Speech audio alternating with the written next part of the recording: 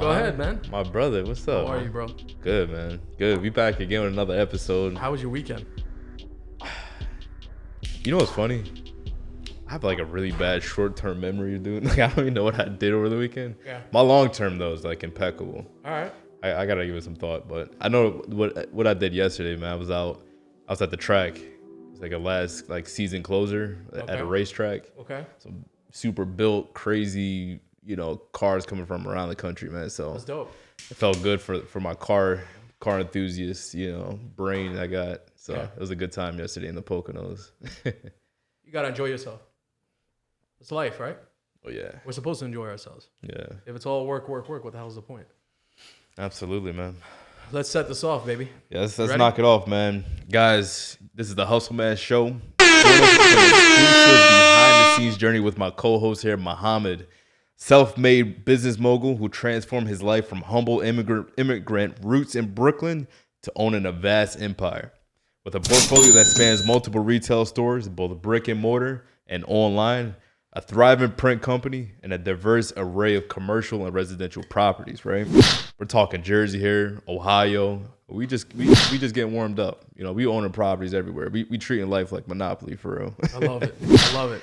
And I'm here, Mo. Oh, hold on. I'm not even done. Go ahead. Keep going. And we talking, my man got boardwalk property out here, man. Keep going. I was a kid. I used to be at the boardwalk. I saw the Caps flag. Don't stop. Keep going. Bro, I used to walk in my man's store. I didn't even know him. I was a kid walking in your stores. Really? That is. Really? Caps swag. Wow, that's crazy.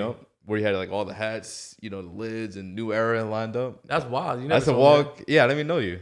Wow. And I was walking in your stores. Like, that's wild. That's kind of wild. Yeah. Diverse. Yeah. Again, boardwalk real estate.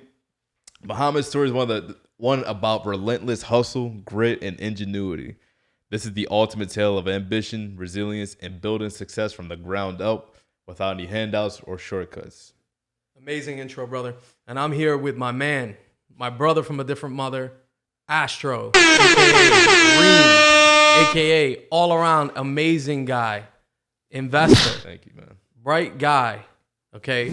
Humble person, amazing to work with, all right? And just somebody that, I call not just a co-host, but a partner. So I'm happy to be here with you, Respect, bro. man. Yeah, absolutely. So why don't we tell them today what this podcast is about? This is a podcast you want to change your life with, for real. Like, this is something you want to hold on to. Especially, I'm speaking to my new investors, man, because I know where I was a year and a half ago, and my life is very different now. And this is a strategy that I really focused into. I learned it. Shout out to my first real estate mentor, Mid215. I learned it in his course, and something just sparked in my brain when I first learned it. I was like, oh, this is something I need to do. So today we're talking about the 10 commandments to slow flipping. Yo, real quick, full disclosure. You put me on to this. Like, this was not something that I was very knowledgeable about. Like, I never heard of a slow flip. Right. I remember the first time we were talking about like exit strategies on a deal, and Kareem was like, "Yeah, we could just, we'll get a deal." This is after we decided to work together on a few deals, and he was like, "Yeah, we could just get a deal and then slow flip it." I'm like, "What do you mean?" He's like, "Yeah, we could just slow flip it." I'm like, "What is that? What does that mean exactly?"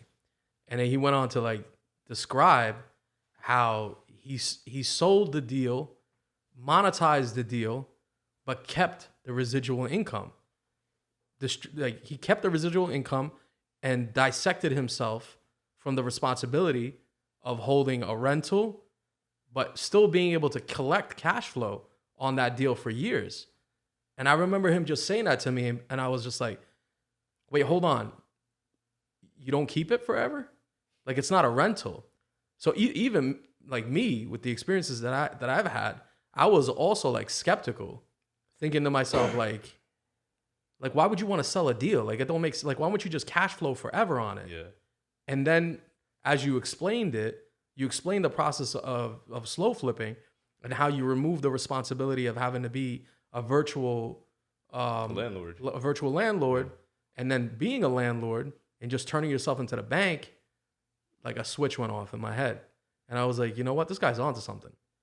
So as soon as I recognized the value of being able to do a deal like that and then dissecting yourself from that deal, dissecting yourself from the responsibility of that deal, but keeping the cash flow, it was just like, it was definitely an eye-opening conversation. Absolutely, man. Yeah. So speak on, for people that don't understand what is it to slow flip? Explain it to the audience so they can understand that this is, a lot of people know that you can flip a house, you can rent a house, but me as an experienced investor at the time, I didn't even know what you were talking about. Right. So explain that. It's honestly, man, it's an exit strategy, a great way to build up cash flow without having to deal with the headaches of being a landlord. So you're acquiring the property discounted, right? You should always be locking up deals that you have multiple exit strategies with. But instead of just either wholesaling it real quick for $1K, like great, you made your $10K. Why not make some money on the front end, the middle, and sometimes the back end of a deal? It's all about how you structure it, for sure. Again, this is monumental for me at the time because my market, I was already wholesaling at the time. I'm living in Jersey. I'm doing deals in Ohio. I'm like, man, I don't know anything about rehab budgets, how to manage contractors, toilets going wrong, tenants calling my phone. Like, I don't want to deal with that, but I also don't want to only make 10K hits each time. Like, how do I diversify what I'm doing already? This strategy was like right in between wholesaling deals and becoming a landlord. I'm able to capture cash flow every single month. I get a down payment. I'm getting cash flow from one property, 2, 3, 4, 5, up to 10, 15, 20, without having to have phone calls about, hey, the toilet just broke. Hey, there's a roof leaking right now. So I pass off all of the responsibility. Correct. While still cash flowing on the deal. So just so you guys are aware, and I want to make sure everybody understands this, me and Kareem together as a partnership, we own a few dozen doors in Ohio that are cash flowing. Okay. And these cash flowing doors, they generate 6 figures plus a year in residual income, like for the next few years. Correct. I'm not talking about for the next few months, just so people are clear. The deals that we do are anywhere between 3 years. I mean, it can be as little as 2 years or a year, but the vast majority of our deals are like 3 to 5 years. Yes. And they can be even higher than 5 years. It's a very flexible way to turn yourself into the bank. Yes. And to remove yourself from the responsibility of something that you don't know nor you want to do. That's the best way to put it. You're becoming the bank, right? Like if people with mortgages out there that you live in your house, you're not calling Chase Bank or TD Bank, hey, my toilet just broke. Yeah. Like, nah, that mortgage still due. You have to fix that. You deem yourself responsible per the contract. That bank is paid every month. So structure yourself as the bank could be a very powerful position, man. So that's what we're getting into today. So now that you guys understand that this is another tool in your investment box, you can wholesale a deal, you can flip a deal, you can rent a deal, but you can also slow flip a deal. And if you understand how to slow flip a deal, you can use slow flipping and wholesaling to develop a long-term hold strategy. Yes. While you learn a market and understand a market. Guys, if you're watching this right now, this is basically thousands of dollars in value that we're giving away for free. If you really, really listen to this step-by-step guide and take it and take action and apply it, you're welcome. So why don't we start off with this strategy changed my life, bro. Absolutely. For sure. Honestly, it's a life-changing scenario. It's eye-opening. It's life-changing. It doesn't matter how many times you watch this video. You still got to take action to do this. You still got to find the deal. You still got to structure the deal. You still got to understand how to do the land contracts. Make good decisions, bro. You still got to do 1,000 things right. But what we're giving you is a recipe in order to cook. Understand, because you're brand new doesn't mean like, oh, I'm a new investor, I'm not competitive, bro. The way you stay competitive in this market, first of all, don't compare yourself to others. But the more tools you put on that tool belt when you analyze a deal, bro, you open up options. You don't box yourself in. Yeah. This is 100% being a landlord without the landlord responsibility. Correct. And I think an ideal, like if I were to package an ideal investment strategy, it would be a combination of wholesale and slow flip until you have the resources, yes, the money to make to take down a deal, or to flip a deal. Yep. This is how you get in with the least amount of upfront cost and risk. So why don't we take them through the list? Absolutely, man. So 10 commandments of slow flipping. It's pretty much for those that's pretty experienced. It's like another exit strategy for seller financing, right? So first and foremost, if you're brand new, I recommend learn how to wholesale first. I'm speaking from experience. I wasn't doing no slow flip in my first year. I'm like, you know what? I need to get my cash up and to get my knowledge of like how to transact in real estate first. Mm-hmm. So wholesaling is a great foundation of building those building blocks. And we're wholesaling to this day, man. It's a phenomenal strategy for sure. After you handle that part, you want to really determine your market. Just real quick, I just want to add to that real quick. Yeah. When you're learning how to wholesale a deal and underwrite a deal, and you're understanding your dispo process, mm-hmm. and you're understanding your buyers, I think that's a prerequisite to doing a slow flip. I think first and foremost, you should really know how to acquire a deal and to wholesale a deal. And then after you've graduated from that position, you could take on trying to figure out how to slow flip a deal, right? I think that has to be a prerequisite because you really have to understand what is the value of a deal when you're underwriting your deal in order to figure out what you're going to price the slow flip at, whether you bought it right, what the dispo price should be, and how you can maximize that profit. That's so true, man, because wholesaling really builds all of that. You know, how to comp a property properly, things like that. So that's definitely the best way to put it, a prerequisite, man. Sure. Determine your market. I'm not saying you can't do this in certain markets, but you could definitely do this around the country. For me, I knew I wanted to target cheap properties. Now, my man just brought up a very important part. There's a lack. You want to talk on this? Yeah, I do. So if you real quick, like, how me frame this a little bit better. Like, what markets do you want to be a bank in? Like, how do you determine what areas? There's a very, very important thing to think about when you're doing these kind of deals. Yeah. In particular, slow flips. So when you enter a market in the sub $100,000 range, you're automatically finding less lenders. For whatever reason, the lending community has not adjusted to this category of asset. So we find that with the lenders that we deal with. Trust me, we call around. And we deal with a lot of lenders, and we find a lot of times that they have a problem lending. They don't have a third-party market. They don't have a resale market for those loans. For those notes, essentially. Yeah. So the way that lenders work, right, is they package a loan, they sell the loan to the investor, right? So you call a lender, and they set you up with a loan. They take that loan once it's closed, and they resell it on the market. That secondary market for those loans, it's just not mature.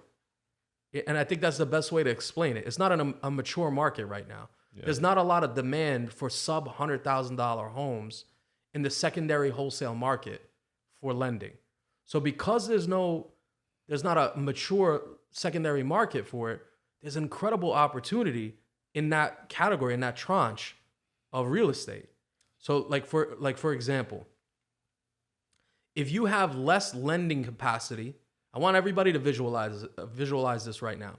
If you have a situation where you have real estate that has less available lending, there has to be more creative deals in that market. Listen, the riches are in the niches. That is so true. Absolutely. So anything below 100,000 is just a tougher market to get lending for. There are lenders that do it, but they're few and far between as far as we know. Right. If you are a lender that lends exclusively in that tranche, I want you to reach out to us. All right, let us know, because we're constantly looking for lenders to work with that are the right type of lenders for us, that understand the leverage amounts, and they specifically know that market. We find that it's a very dry scenario. So because it's dry, what you're going to have is you're going to have people that become more creative in that market. You're going to have a lot more sub-2 deals. You're going to have a lot more seller finance deals. Land contracts. You're going to have a lot more land contracts. So you're going to have a lot more opportunities to wholesale and to slow flip because the funding is not available in those markets. Right. So, and also because it's under 100K, it's cheaper properties. We're talking like the Midwest markets. Yeah. So you're wholesaling deals. I was rolling all my wholesale deals into my properties I was buying. Yeah. You know, I started this with maxed out credit cards. I'll just wholesale one deal, put it back into market, and wholesale another one, put it back into market, and boom, buy a quick 5K house, 10K house, depending on your market. So commandment 2 would be find your market. So how do you find your market? How would you do that? You determine that once you're having successful wholesaling, first and foremost, you want to be in an active market. You know, if it's mostly like homeowner neighborhoods, you could still do this, but I like the Section 8 rental markets. Landlords are swapping hands and properties and things like that. So would you say high Section 8 availability, high rental market? Absolutely. And then sub $100,000 homes. Yes. So that's a sweet spot, I'd say. Sub $150,000 homes, and then high rental communities, high Section 8 communities for guaranteed income. We're talking Milwaukee's, Akron, Ohio's, Toledo. Alabama, Toledo, Pittsburgh. There's so many great submarkets in the country. There's a ton of markets like this. You have to identify them. Don't shoot for California, New York, Miami. That's a whole different animal in itself. The money, the upfront money in those deals, make it makes doing this kind of deal a little bit harder. So why don't you speak on just picking the ideal market and then figuring out how to structure this deal to where it makes sense for an investor, and whether it makes sense to wholesale it or to slow flip it. Like, how do you, let's say you identify the market. Let's just say, for argument's sake, right now, we've identified our market. Right? How do you know when you should wholesale it? And then how do you know when you should slow flip it? Like, how do you identify that? First and foremost, that's a great question. Meat on the bone. Is there enough meat on the bone to sell or finance that deal out? This goes over the record. Like, I'll only buy properties that if I had to, I could sell that property quickly. Like, I need to have that option to wholesale. So all of these deals that we slow flip, we've had the option just to sell it quickly for cash. So is it either slow flip or wholesale, or is it slow flip and wholesale? It's both. So it's both. So you identify a property within this market, then you run your numbers, you underwrite it, you confirm on whether or not this property is going to be a slow flip opportunity or a wholesale opportunity, and then you figure out how to maximize your profits, value, essentially, your value on the exit. Right. Cool. Absolutely. Cool. And then once you do that, you got to get this thing locked up. You got to get it on the contract. What's the process there? So you get on the contract. Are you talking about sending offers first, or that's the name of the game. Like, you have to shoot your shot every day. Yeah. You have to shoot your shot and get the most discounted property. Yeah. Right. So let's just say, like, my first slow flip was a probate lead. A probate is essentially, someone passes away, the previous owner passed away, passed it down to the heirs. So they were emotionally detached from the house, and they lived out of state and everything. So I locked the property up. It was probably I could probably wholesale it for like $15,000. I'd probably say $10,000 as is condition. Needed quite a bit of work, but I had it under contract for like $6,000. Instead of wholesaling for a quick check, I bought it. I took ownership of that property, and I sold it over time. So I sold over the next 3 or 4 years for I think it was about $12,000, and a little bit of interest rate on it too. So I had the option A of just selling it for a quick check for a few grand, or make more money over time. So you maximized your value by slow flipping it. Absolutely. I understand. And I put a non-refundable. It's not even non-refundable, but the buyer, I sold it to an investor for about $3,000 as a down payment. So half of my money's back out the deal. I paid $6,000 for it. I got $3,000 up front, and I sold it for like $13,000. I have a $10,000 note now every single month, paying $600 a month. Boom, boom, boom, boom. Did you guys understand that? He turned that deal into a self-finance deal for his buyer. Now, deals like this, let's say you get a deal and there's a lot of upfront costs in that deal. By understanding how to structure this, you've now added a layer of exit for your buyers that maybe you couldn't have wholesaled.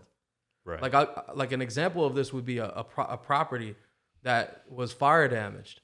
Like, we've had a property that was fire damaged. We were trying to wholesale it for a long time. Yeah. And we were just not getting a buyer. We're trying to sell it outright. Yeah. And the buyer that we ended up going with was somebody that we slow flipped to them. Yes. They paid us some money up front, a decent deposit up front. I think it was like $5,000 up front. And then we held a $20,000 note, right? Yep. 0% APR. On that note, yeah. For most of the ones in our portfolio, where can you buy a house for 0% APR? Yeah. You can't even buy a bicycle for that, bro. Yeah. So that's really the benefit of this thing. It's a win. You have to create a win-win scenario. Yeah. Like, you're winning because you bought it as is, you're selling it as is, you're cash flowing, profiting without rehabbing it. Your end buyers getting a 0% APR property. Now, you could put interest in all that, but they're getting an off-market discounted property on finance terms. They couldn't just go to the bank like, hey, can I get financing on? Like the monthly would be crazy. Yeah. You know what I mean? The points, like we're creating opportunities in these areas. So you're turning yourself into a bank to find the buyer and to make it lucrative for the buyer to be able to enter that deal and make money on that deal. Absolutely. So the way that you would source that kind of deal would be no different than sourcing a wholesale deal. Absolutely. Right? Like you would do your cold calls, you would do whatever you needed to do. Let's in run order through to it find real that buyer. quick. Yeah, right? we want to pack in value on this. Go ahead. So as you said, cold calls still work, guys. Yeah. The basics. Get on the phone with sellers. Kareem, Mohammed, how do I find a deal to slow flip? How do I get it? Where I go? You're not going to find these listed by realtors. Right now in this market, it's a great market. You can definitely get some good. We slow flipped off we bought on MLS properties before. And slow flip them. And slow flipped them for good money, for sure.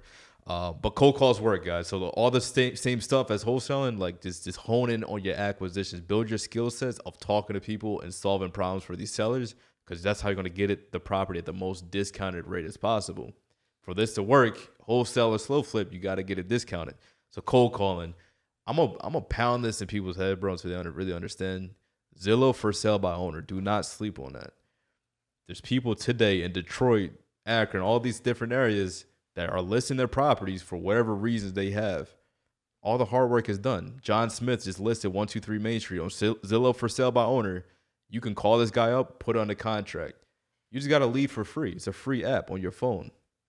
You're on Instagram. You could download Zillow. Like I'm telling you, this is all at the power of our fingertips. Text campaigns. If you find a way to make that work, and during these regulatory times right now, you can definitely cook for sure. Text campaigns are big.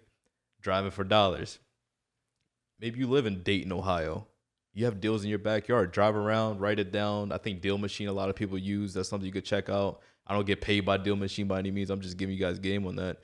And pull up, knock on the door, man. Like you have to want it in the inside, bro, and get this for real. Like, you got to be hungry for it. You got to really attack this. What else we got? Postcard. Like I'm telling you, but the list keeps going on. These actually work in 2024 right now. So correct me if I'm wrong. Where acquisition of these deals is no different than a wholesale deal. No different. You have to look at your slow flip as an alternate exit. Not this is something that I do other than this. It's not an other thing. It's another thing. It's another tool in the box. And if you understand that tool in the box, you can monetize your deals sometimes a lot more profitable. Yeah. And by having that, the power of having that residual income, it stabilizes your income. It allows you to do more of what you want to do. Yes. Like quit a job. Yes. Like fire your job, I think you would call it, right? Yeah, I fired my job 2 months ago using this strategy. So just by wholesaling it and slow flipping. It gives you the income, that residual income, to be able to take on, let's say, a flip and use that funds to pay for our hard money on a project. It gives you the money to be able to buy a car. It gives you the money to do a lot of very interesting things. For sure. So I mean, it kind of allows you to have a bad month, right? Because if you're a new business owner, it's if only you're a natural. wholesaler, it keeps your income stabilized while your wholesale money is going like this. It's up and down. It's going to go like that for sure. So amazing game, bro. And I'm gonna be honest with you, when somebody understands something, I give them the creative freedom to be able to speak on it. Man. And your knowledge of this was initially what got me into it. So that's a very interesting way to exit a deal. Can we talk about for everybody that's watching this, that's like, oh, God, there's another thing I gotta learn, right? I don't think you should view things like that. If you want to be an investor, you want to have the most exits you can. So because real quick, let's talk on the other side of that, right? If you bought this nice, beautiful property, right? And it's like, you know what? It's going to be a great Airbnb. I'm going to rent it out to nurses, Okay, it might not underwrite as a regular rental, but I'm going to do travel nursing Airbnb. Yeah. And then when reality sets in, you actually buy the house, you've renovated, and nurses just not showing up, or maybe you miscalculated. You got to have another exit. You're stuck, bro. You don't want to be stuck when you're buying houses. Yeah, you got to have another exit. You need it. Bro, again, I'm only buying houses I can sell right now as is for profit. Yeah.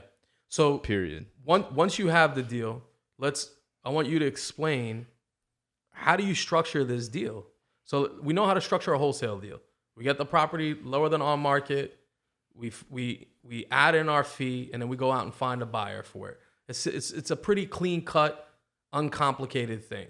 Mm-hmm. The thing about slow flip that I think gets a lot of people confused is the complexity of how to set it up. Yeah. So explain that. That's a good point. You need to decide who your buyer really is. If you decide who your buyer is, you'll know whether or not you're going to sell that property on a mortgage or a land contract. Depending on the counties and the state, some they call it like contract for deed, things like that. But in Ohio, that's our market. They call it land contract. The part you need to understand is when you sell a property on a mortgage, there's a closing. So it's a 30, like you lock it up with the seller, you double close. We'll get into double closing too. But that deed transfers from you, it passes hands from you to that buyer on the mortgage.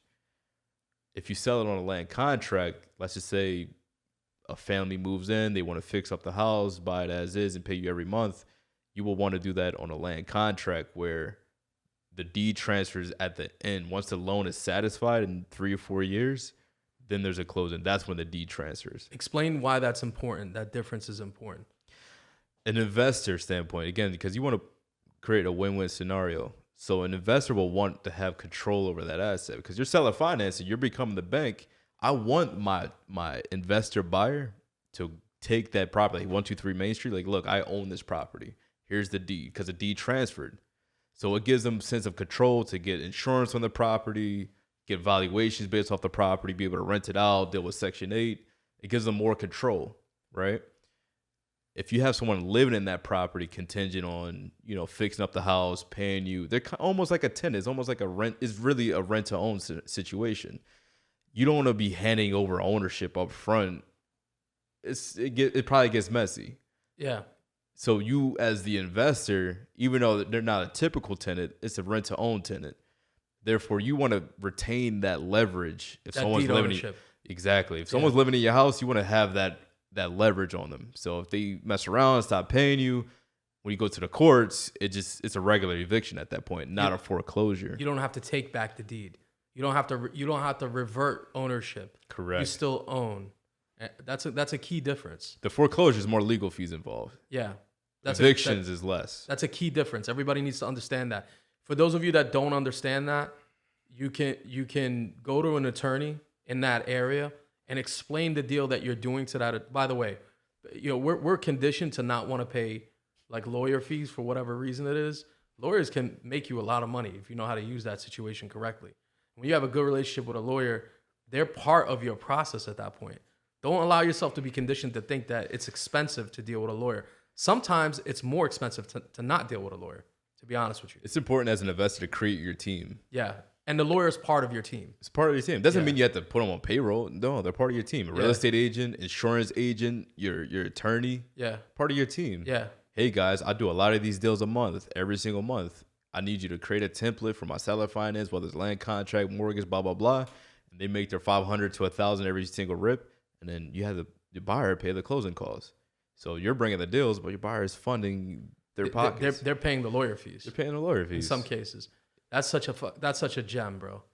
For those of you that don't understand that, what you're doing is you're like Kareem said, you're assembling your team and you're making the lawyer a part of your team and a part of the payouts on every deal.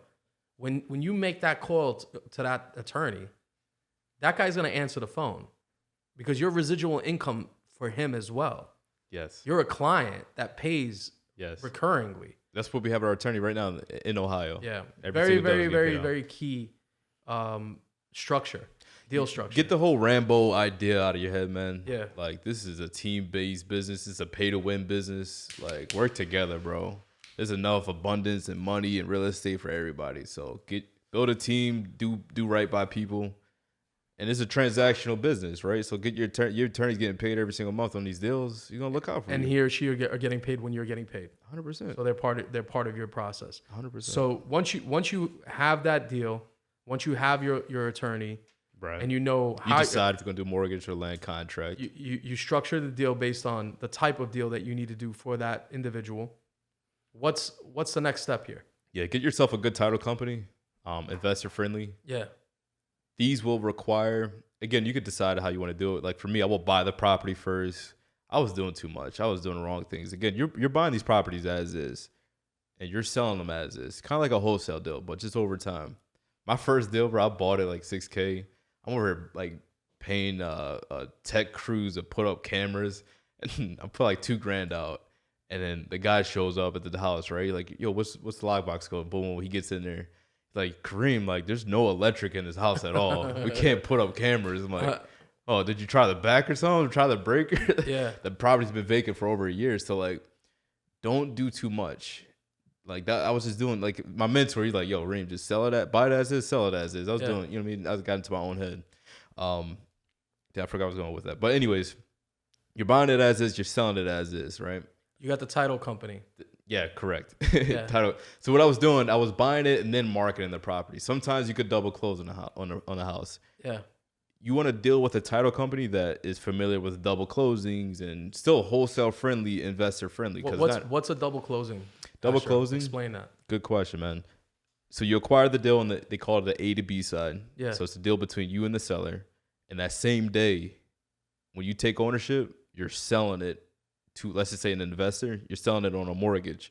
So that deed's transferred to you real quick and then transferred to the buyer. It's 2 times recorded transaction. Correct. Twice A to B, recorded. B to C, double closing, same day. And why does that need to happen when you're doing a slow flip? Why do you need to record the deed twice?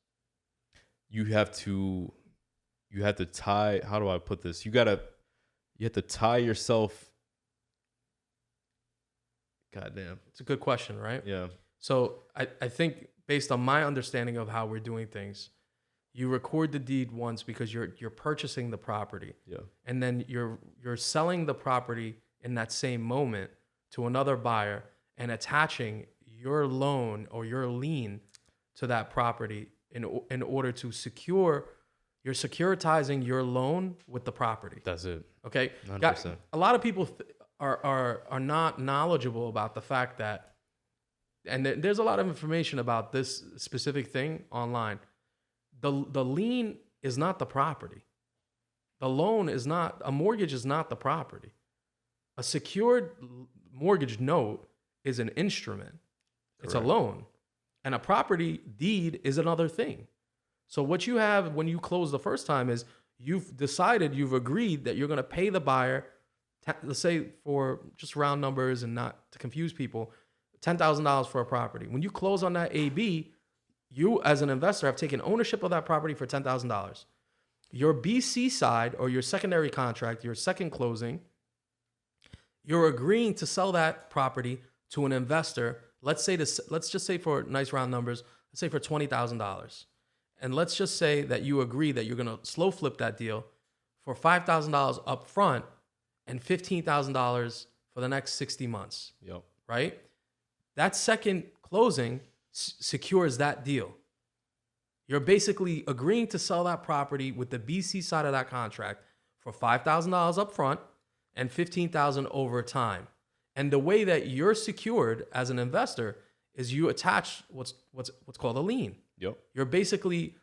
You're recording a lien on that property at time of closing.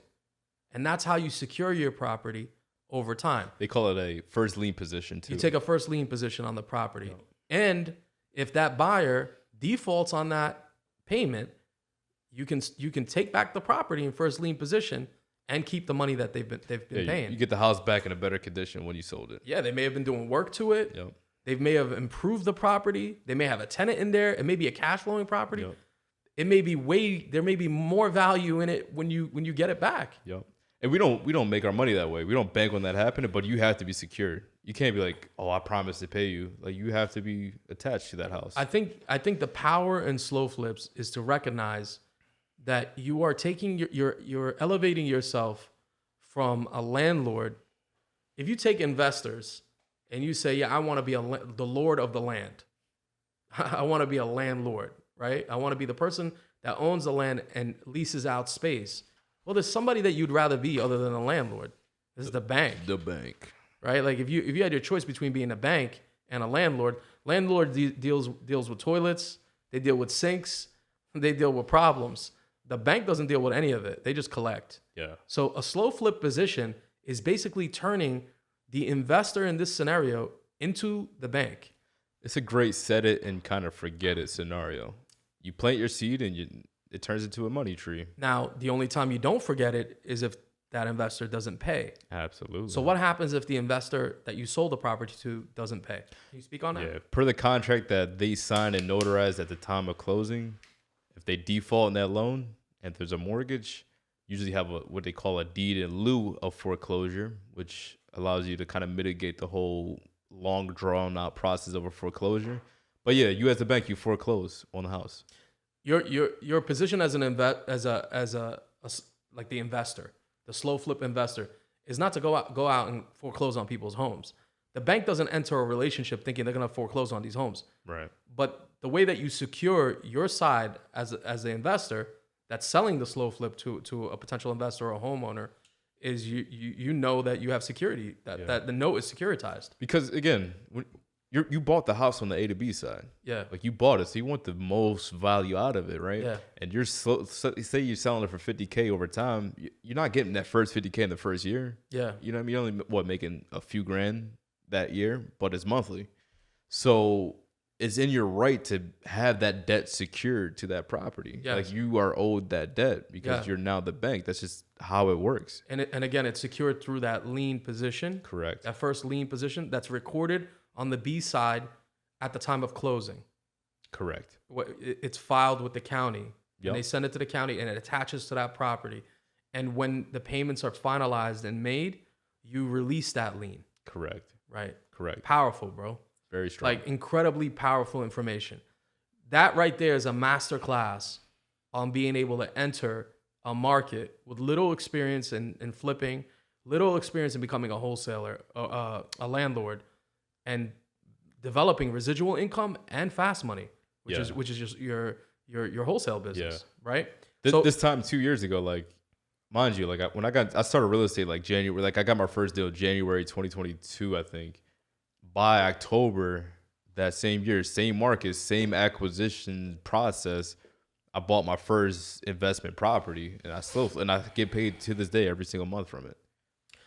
So real quick, what's the next step after you move ahead with that project? Let's say you find your client, you find your buyer, and you're able to secure that, you're able to structure that deal, sell it to the investor. What's the next step at that point? Everything's recorded. You sold it. The closing already happened. We closed. Yeah. You have to give them proper instruction how to get paid. And how do you find that buyer? Just how do you get the buyer?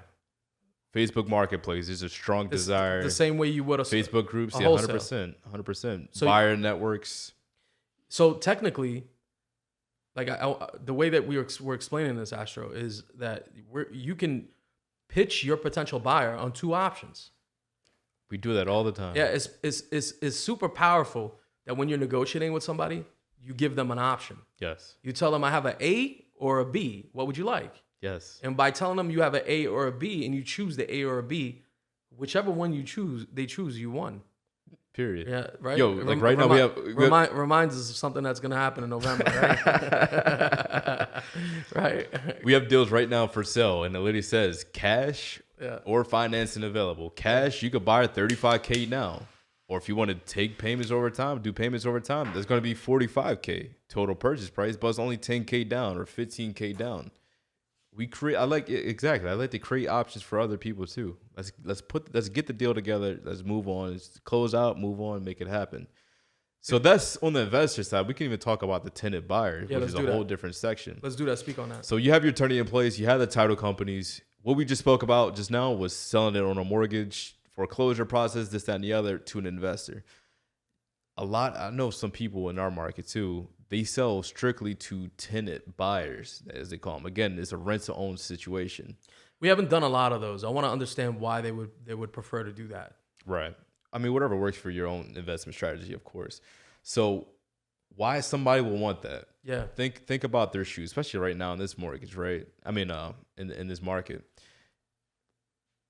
Maybe they have a flaw in their credit. Maybe something happened in their past and they can't just walk into a bank and get a traditional mortgage. They're tired of renting. They've been living in this city for X amount of years. They're dealing with landlords, slumlords, things like that. Like, you know what? It's me, my husband, 3 other kids, X, Y, and Z. We want a house. But again, maybe they have bad credit. Maybe there's something going on and they can't just qualify for a mortgage.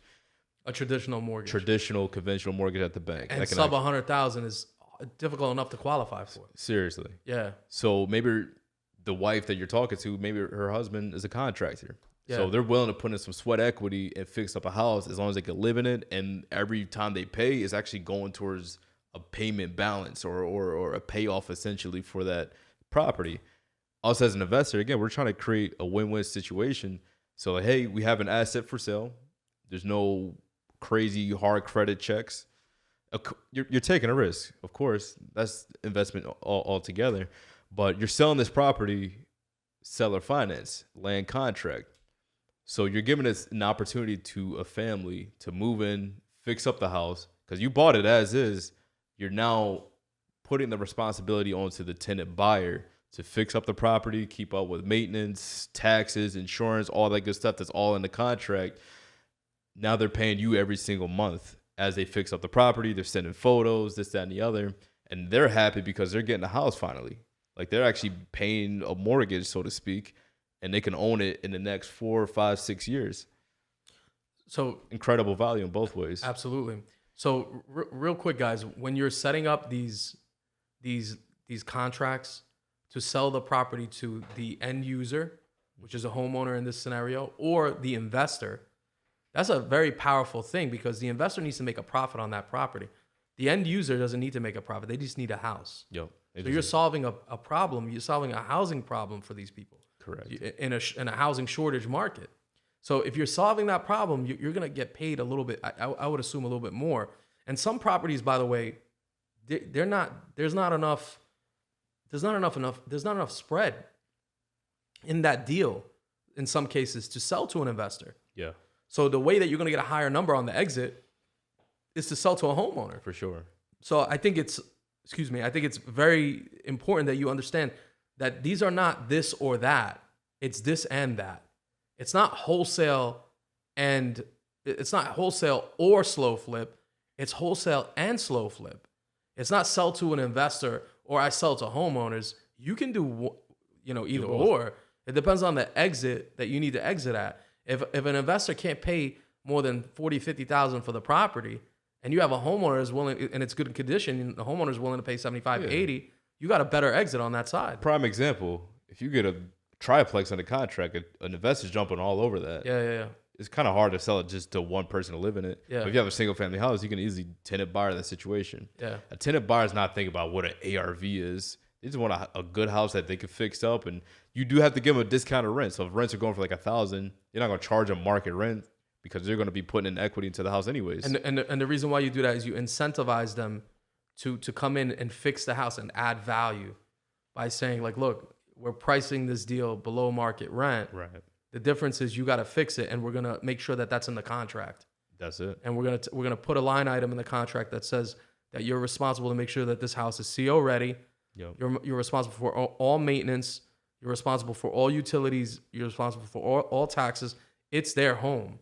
100%. For all intents and purposes, this house is their house, and you expect them to maintain this house as if it was their house. And anything that you're charged, any assessments that are being charged to that homeowner, that becomes their responsibility. Period. It's all about being fair. And think about it, right? And clear and transparent. That's true. Yeah. Absolutely. Yeah. Think about it. A tenant buyer moves in and they fix it up after 4 months, and they have another 3.5 years of a beautiful home now at discounted rate. Like it's a great win for everybody. It's a win-win. And also immigrants. There's people without papers, man. Yeah. I'm not saying we're doing no illegal activity by any means, but like there's people you don't know their situation. Yeah. And you're really, like you said, you're creating an housing opportunity for people. Yeah. In America. You're giving people options that may or may not have options. Absolutely. So we talked about the acquisition. We talked about structuring the deal, hiring the professionals to be able to do the deal. We talked about finding a title company to handle this deal, to handle the AB closing, the BC closing. Super important, guys. If you're looking for a title company, make sure you call that title company and ask this question. Do you guys deal with investors? Are you comfortable dealing with investors? Do you understand what an AB, BC contract is? We're going to be doing a land deal, a seller finance deal. Are you comfortable doing that? If they're not, say thank you very much, hang up, go look for somebody that is. There's title companies that are not comfortable and knowledgeable about these type of deals. And also, there are lawyers that are not comfortable and knowledgeable about these type of deals. Absolutely. You can have a lawyer an attorney that's been practicing for decades and never have heard of this. Yep. So just because you don't have the title company that wants to service this, take it to a title company that can service it. How would they find a title company? Simple. Call a bunch of title companies, explain your situation, tell them you're going to do a seller finance deal, and ask them whether or not they're comfortable handling it and if they want to proceed. Absolutely. Join a bunch of like seller finance Facebook groups, man, yeah. and type in like Kansas City title companies. Like, oh yeah, they do a bunch of creative deals. An experienced title company, an experienced title officer will know, like, they'll understand what this is. Absolutely. So very important. Once you got the title company, you got the deal processed, you sold the deal, you're excited, you're jumping up and down, you're gonna start making your money now. What's next on this situation? Repeat as many times as you can. Repeat, rinse and repeat. Rinse and repeat it. Yeah. Build the cash flow. Yeah. Build the cash flow. Is there a limit to how much money you can make doing this? Turns out there's no limit. There's no limit. It turns out it's an abundant world. Turns out. Yeah, it turns Breaking out. news. Really? Yeah. What was the analogy that I gave you in the conference room earlier? It's a buffet, right? Yes. And some people go to a buffet thinking that there's a limited amount of food that they can acquire on the plate. And they're out here looking at everybody's plate like you ate all the shrimp. That's the problem. That's because, crazy. They man. look at the tray like, oh, it's empty. Like, Yeah. bro, They're going to bring out more shrimp, guys. Warm, cooked shrimp, bro. Yeah. You know what I mean? So don't enter this situation with a mindset that, you know what I mean? Like, I can only do this once, twice, 3 times. You can do as much as you want to do or as little as you want to do. It's really up to how much work and effort you put into it. So and real quick, guys, like I want you to watch these episodes right now and like understand what time we're in. Like, we're right before the election right now. Yeah. And shout out to Anaje. He's a good investor friend of mine down in Houston. He's like, bro, like, there's people with money, like investors, been doing the game for a while. They're kind of on the sidelines right now because the election's about to come up. They're not sure what they want to do, like what's going to happen in the country. It's going to go up. It's going to go down.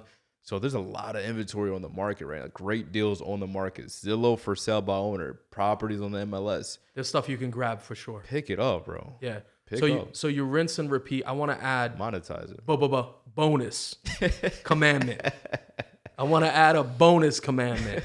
Okay, you got the 10 commandments of slow flipping. Guys, the amount of information, the amount of value that Astro just spit on you, amazing. You know what I mean? Thank Like this is a real masterclass on how to enter a market, make money with not a lot of housing experience. And just being able to understand deal structure, deal flow, how to underwrite a property, understand the exits, understand how to deal with buyers, understand how to deal with sellers. You can make a lot of money just doing that. There's one bonus commandment that I want to add to this. When the deal's over, it's not over. Okay? There are deals that we buy that we actually don't deploy any of our own funds for. Like you can repackage a seller finance deal. We've done it. I'll give you an example. When you close on that AB, that doesn't necessarily mean you close on that AB cash. Sometimes you close on that AB with a seller finance deal. So I'll give you a perfect example of a seller finance deal that we've done this way. An on market, like this is like the no excuses deal. I love this. You know what I mean? Like this is the bonus deal, the bonus commandment with no excuses. We closed on an on market deal. On market. It's our first deal together too. First deal we've ever done together. It wasn't even an off market deal. It was an on market deal. We negotiated the price where it needed to be. We built in our value. Then we seller financed the deal with the seller directly. On the AB side. We structured the deal with the seller, the original seller of that property, where we gave them some money up front. No, we didn't. Did we not even give them money up front? Zero down. Damn, bro, we've done so many of these. 0% APR. So we didn't even give them any money up front on that deal? No. I don't know what to say. All right. Well, we didn't give them any money on that deal. And we seller financed the whole deal. But we paid for closing. Yeah. That's what it was. Yeah. Okay, so we Paid for closing is like a commission fee for the realtor. Got it. That I'm confusing that. So we paid for closing, we paid the commission fees for that realtor, but we didn't actually pay the seller anything. No. So we structured that AB deal On the contract. On the contract where we paid that guy over 60 months. Yep. Now, we're paying this guy year 1, year 2. That doesn't necessarily mean that you need to completely pay them the 60 months. You could turn around and go back to that original AB seller and say, listen, you have a note that's recorded on this property. We can turn around and pay you this much money in order to remove that lien. And that amount may be a fraction of what's owed. And they may agree to it, which has happened multiple times. Yes. So you can go back and renegotiate that loan amount, that balance amount that's owed. Yes. So you're actually cash flowing on this property even more now. Oh, because yeah. you're not carrying the original loan. So just Let's speak break on down that real numbers. quick. Yeah. Yeah, break it down. Let's just say, for example, that deal. We agreed to the seller like $30,000, right? $0 down, 0% APR. So this is an AB, guys. We agree to buy the property for $30,000. Go ahead. For example, Yeah. let's just say it's like what, $300 a month. Boom, boom, boom. So we're paying them out every single month. $300 a month. $300 a month. Yeah. Every hit. That, by the way, we sold the same house. This is for example. Say we sold it for $60,000 over time. So we're doubling up our money essentially. And we're getting paid, let's just say it's like a duplex, triplex. We're getting paid $800 a month. So we're cash flowing. We're cash flowing. Yeah. Cash flowing $500 a month. Again, we're not paying taxes, insurance, property management, nothing. It's a true cash flow. This is purely cash flow coming back to you. So investors paying us $800, we're paying that $300 mortgage. So we're making $500 a month every single month. And we're collecting a deposit up front from the BC side. Even better, because we put $0 down on the $30K. Yeah. We can require $10K up front. So we made money up front, and we're cash flowing every single month. Boom. Year 1, like you said, goes by. You're like, hey, look, we paid down the year. Let's just say we owe them like $26,000 after a year or a year and a half. Instead of us waiting for another 3 or 4 years to pay off this debt, would you accept an offer for $12K right now, cash? You're renegotiating the existing debt. You're using your talents as a wholesaler. You're using your talents as an investor to go back to the original seller and say, look, you can continue collecting your $300 until the sun goes down. You know what I mean? Like we're going to continue to honor that original contract. But would you be willing to remove that lien in exchange for $10,000, $12K, $12,000, whatever you agree with? Yes. You know what? I don't want to hold on to this note anymore. I'll take the $12K. You just cut out $14,000 of debt. You just saved $14K just by talking and renegotiating. He trusts you already. You've been paying him for a year and a half every single month. So he knows you're gonna do what you say you're gonna do. We proved it to him. It's incredibly important that everybody understands that the deal's not over when the deal's done. That's the key between every investor. Some investors will stop at the cash flow. The key here is you can take the cash flow. You're making money on the deal, but you can also, like, when we do a deal like this, real quick, when we do a deal like this and we go back and renegotiate the existing debt, I feel like we did another deal. Absolutely. Like, it's spectacular. It's amazing. I misspoke. I said save $14K. We just made another $14,000. Yeah, we made You another just created another $14,000 of profit over time because you sold it for $60. Your numbers now are double. Like, it's an amazing way to move in a deal like this. Incredible. We It's just did this. spectacular. Yeah, we just did this when first time we stepped foot in Toledo. Yeah, We met up with the seller, met him at the bank, and we paid him off. paid him off. He agreed to a payoff. He was a little bitter about it. He was bitter about it, but he paid. But we paid him, and he removed the lien, and we got it notarized. Yes. And it was recorded with the county. So we sent it to our lawyer, and he removed that lien. He released that lien via a notarized document. That's the power of having an attorney that does that. We're not lawyers in this, right? Like, we're not going to try to interpret it. Don't try to do what a lawyer's job is. Let the lawyer's law. You know what I mean? Like, let an attorney do what he's supposed to do. Period. What you need to be is a savvy investor. Yeah. Go out and figure out how to do the deal. Go out and figure out how to buy it and sell it. Take your value in that exchange, but don't stop at that. Think your way through the next few steps. I'm glad you brought that up because I get that question quite often. Like, Kareem, I want to slow flip, but like, what contracts do I need? Like, to be honest, I don't even know what's in those closing docs half the time, bro. Because I trust my attorney. We've done business with him. We have that A to B, B to C contract that we submit. Don't get hung up on the contracts. Sure, know what you're doing because it's creative finance. Understand the lingo, but hook up with a good attorney that's doing these deals already in the market that you want to be in. Be the savvy investor, like Mo said. Guys, the amount of value that you're getting from this podcast alone, it's I can't stress how incredibly valuable it is. I can't stress how incredibly valuable the value that you're getting from this podcast. If you really enjoy what we're doing, I need you to like this. I need you to subscribe. If you think that this is a way that you're going to change your life, change a friend's life, a family member's life, I need you to share this video. If you're supporting what we're doing, show us that you're supporting what we're doing. We're going to continue to give out free game. We're going to continue to give out the value, but we want to see your support. All right? Absolutely, man. Leave us a comment and tell us what part of this video was really impactful for you guys. What part of this video was really life-changing. Whether or not you think you can implement this, whether you think this is a good value proposition for an exit, or you think that this is a joke. Right. Tell us that you think that this doesn't work and that we're crazy and that we're just inventing things from thin air. Well, we're happy to respond to both comments. Yeah. I'm not done cooking yet. Yeah. Something I want to touch on. You might be like, yo, how do I find these tenant buyers, right? Craigslist. Post your property up. You own it now. So do whatever you want. Market your own property as much as you want. Zillow. It's a great website called affordablehousing.com. Looking for tenant buyers. Rent to own opportunity for sale right now. You need to get as many eyes on that property as possible. This is 100% a life-changing situation for a lot of people, whether they understand that or not. That's up to them. Yeah. I understood it when we met. Shout out to you. You poured gasoline on it.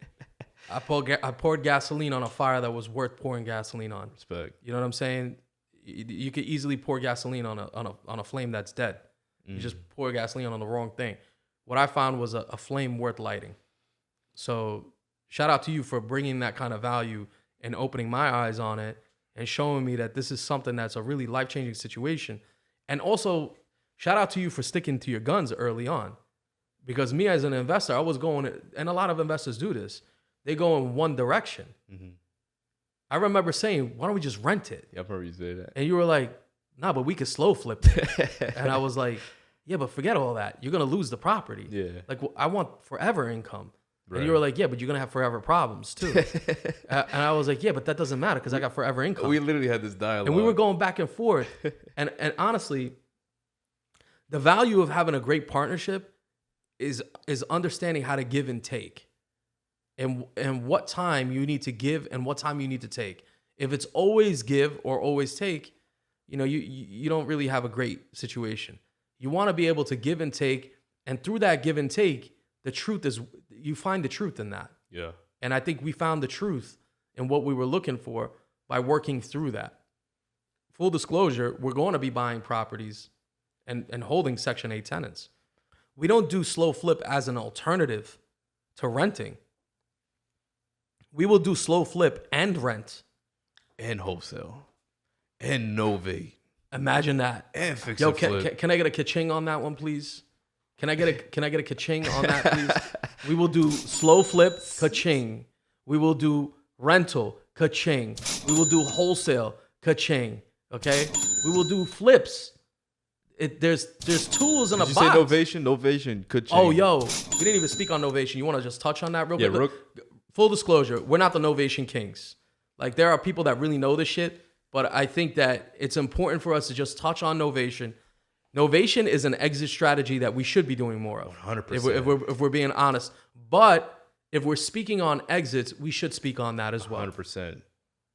It's like a glorified wholesale, from my understanding. I would describe it differently, but go ahead. I want you to go ahead and give them your version. So you're locking it up. You're talking to a seller. Your exit, instead of selling to an investor, every time you sell to an investor, the value you give that investor is you're selling a discounted property comparative to ARV. This, you're doing a partnership deal essentially with a real estate agent that knows Novations, that know how to really clean up a nice property to get the most value out of it on the MLS. So you're essentially wholesaling to the MLS. Instead of your investor being your buyer, you're having your consumer coming in with FHA or just, a loan in general to pay top dollar for that property. There's a lot more involved. That's the most highlighted, like, bird's eye view breakdown. Novations, just do some Googling and look into that. Impactful, very powerful. So y'all super lucky tonight. You got Astro and you got Mo. You got his version of Novation explanation, and you're gonna get my version of explanation. And between mine and yours, you'll come up with an idea of what novations are. So the word novation is a very simple word. It just means to exchange one contract for another contract. That's my understanding of it. So if you look up the word novation in the definition, it just means to exchange contracts. Why is novation even an option for doing deals? A novation gives you the opportunity to monetize a deal that may not have the spread that you need to sell it to a wholesaler. Good point. So you got to think about it like an investor. So you got to think about it like this as a wholesaler. Let's just use round numbers so you can understand why you would use a novation versus a wholesale deal. Let's say you got a deal. Let's say you got a $100,000 ARV deal, right? And let's say you're locking that deal up for like $65,000, okay? If you're locking that deal up for $65,000, and let's say more or less the property is retail ready, selling it to an investor is not enough meat on that bone. Like, they're not going to want to take down a deal for 65 grand when it's worth 100 and then have to do work to it and clean it up and pay you your fee. You got to pad that 65 with your fee on top of it. And by the time you get there, there's no money in the deal. So by novating it, what you do is you're able to take that wholesale deal and bring it to retail and sell it to a retail buyer. And there's a huge power in that. Yep. Because now, instead of you worrying about getting a fee, you could take that deal and sell it for $100,000 on the market. Now you got a $35,000 spread. Yep. Versus that maybe that $10,000 that you would have gotten from a wholesaler. So how would you even do that? This is based on my understanding. Again, I'm not the wholesale sheik. You know what I'm saying? I'm the investor sheik. I'm not the wholesale. I'm not the Novations sheik. Excuse me. You are the wholesale sheik. I am the wholesale sheik. I'm not the Novation sheik. All right. Let's be clear on that. When you novate a deal, you need to exchange. The idea of novating requires you to be able to list it on market. You need to be able to exchange a contract for another contract. So basically, you have an A/B purchase contract. You sign an agreement with the seller to sell you the property. You then exchange that contract with a contract that also gives you a POA, a power of attorney. And by having that power of attorney, it allows you to act on behalf of the seller and sell that property on market. You're basically wholesaling it, wholesale to retail, right? So you get the power, you exchange your original purchase contract for a contract that includes a power of attorney. Then you're able to take that property to a realtor and say, look, I have power of attorney on this property to list it on market. List it on market for me and find me a buyer. In order to do all of this, you need to have a seller that's cognizant, knowledgeable about what's going on, and they have to agree to all this because you got to be able to bring buyers through. You got to have a semi-retail ready property. And why would a seller even agree to this? That seller may not even be in town. I can speak on that too. Yeah, I'll give you a few reasons. Then if you want to touch on it, you can go ahead. There's a lot of reasons why that seller may not have the money to get CO ready. That seller, What's CO mean for the certificate of occupancy? That seller may be out of town. That seller may not want to deal with it. That seller may need help being able to fix a few things, but it may not need a full rehab. There's a gap here in investing, and that novation gap is a very big gap, and I want to make sure everybody's clear on that. We're gonna dissect novations in the future a lot more, but I just want to make sure the viewers, everybody that's getting value from this, understands that that's a big category that we're not just gonna breeze over. Yeah, it's huge for sure. It's a huge thing. Yeah, we're definitely packing in the value. It's another tool in the investor box. Yeah, and we need to make sure we hit on that. Right. An analogy you could look at, like why a seller would accept that, is convenience. That's a big thing. Do you want to cook at home or do you want to DoorDash? Some nice. You just DoorDash some food right now. We don't have to cook that. So you're going to pay a little bit more for that, of course, but you having a service delivered to you. You're bringing the real estate agent that knows the market, that has the buyers. You're bringing the capacity to clean up a house or do some, repairs around it to really get it market ready. So you're bringing, even though that seller can list that property themselves, they're not having to fix things up and look for a good real estate agent and deal with the walkthroughs. They're signing that POA and they're handing it off to you. You do all the legwork in the deal. That's how you get paid. That seller's still getting that agreed price no matter what. Whether you make $1 or $100,000 on top, that seller's still getting that agreed price that you guys agree to. POA signs off. You do the legwork. Boom, win-win situation. It's a win-win situation for you, for the seller, for the buyer on the BC side that needed a house in a housing shortage. Everybody wins in this scenario. You just need to make sure that you understand the documentation and you need to understand the novation process. Absolutely. And honestly, everybody should be cognizant of what's going on. Just understand that it's a real strategy out there. There's some type of companies that specialize in novations. Absolutely. For sure. Absolutely. Incredible amount of game. I don't care if you're an experienced investor. There's a ton of experienced investors that don't know anything about this. Mm-hmm. I don't care if you're an experienced investor or you're just starting off. If you take value from this, subscribe, like this video, share it, leave us a comment, take action and support what we're doing just by clicking a button. Yeah. You know what I mean? It doesn't take a lot. We're not asking anything from anybody. What we are asking is for you to just take some action and take some support. And people we're watching the metrics, man. We're seeing a lot of people watching and engaging that's not subscribed. Absolutely. So click that subscribe because when we're pumping these out every week, bro. Yeah. Like this is the real deal. Hit the subscribe and hit that bell. That way you know notification when it comes up. Slap that bell. That way you know what's going on. Give it another slap. Slap. Give it one more. All right. 2025 is coming up, bro. Whether you're gonna change your life or not, it's on you. And by the way, guys, it ain't changing anything that we're doing. Whether you take action or not, that's on you, man. You know what I mean? It ain't. I promise you, it ain't changing anything that we're doing. I promise you. Thank you. Anything else you want to add to this? Yeah, man. Follow the journey. You can follow me at KR Direct LLC. I like to be fully transparent about the journey, man. My chapter 1 was wholesaling. My chapter 2's slow flips is right in my bio. Chapter 3, becoming that landlord. Holding on to that long-term wealth, man. So follow my journey there. Follow the Hustle Man Pod. It's a page dedicated just behind the scenes of this. On IG. On IG. What's the tag for the Hustle Man Pod? It's called just the Hustle Man Pod, right? Hustle Man Pod. At Hustle Man Pod. Surprise, surprise. At Hustle Man Pod. Y'all got to check it out, man. Yeah. Where can they find you? SINAN_EASMAEL on IG. Find me there.